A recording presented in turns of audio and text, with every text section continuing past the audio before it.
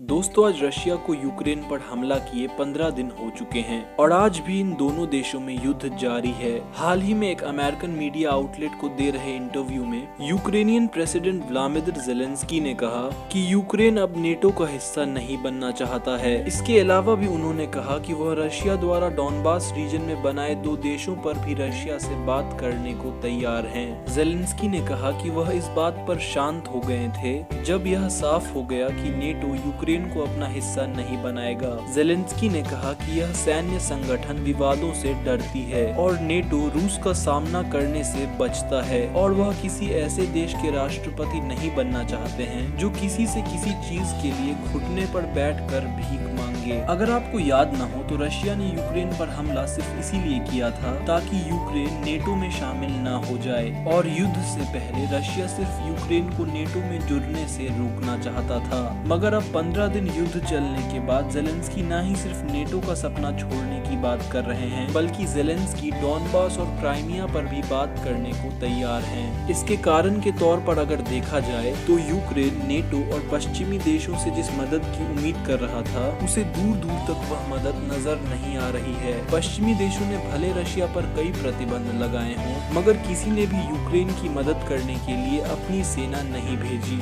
इसके अलावा भी यूक्रेन के नो फ्लाई जोन की मांग को भी नेटो देशों ने नकार दिया। पश्चिमी देश आपस में ही काफी बटे नजर आते हैं। कल अमेरिका ने रशिया के तेल पर बैन लगा दिया मगर ज्यादातर यूरोपीय देश अब भी रशिया से तेल और गैस खरीद रहे हैं और कई यूरोपीय देश यह साफ कर चुके हैं कि वह तेल के मामले में रशिया पर निर्भर हैं और वह इस मामले में रशिया पर प्रतिबंध नहीं लगाने वाले हैं। वहीं रशिया ने भी यूक्रेनियन प्रेसिडेंट व्लादिमीर ज़ेलेंस्की के स्टेटमेंट पर जवाब देते हुए कहा कि रशिया यूक्रेन में सरकार का तख्ता पलट नहीं करना चाहता है। यह सुनकर एक पल ऐसा लगता है कि अब दोनों पक्ष शांति चाहते हैं मगर हमें यह नहीं भूलना चाहिए कि युद्ध अभी भी जारी है। आज टर्की की राजधानी अंकारा में रशिया के और यूक्रेन के फॉरेन मिनिस्टर आपस में युद्ध के बारे में बातचीत करने के लिए मिलेंगे। यह बात भी साफ है कि रशिया को भी युद्ध महंगा पड़ रहा है। अब तक रशिया पर 5000 से ज्यादा प्रतिबंध लग चुके हैं और दुनिया भर की बड़ी कंपनीज ने रशिया में सर्विस देने से मना कर दिया है। इससे रशिया की इकोनॉमी और रशिया की करेंसी रूबल भी एक फ्री फॉल महसूस कर रही है।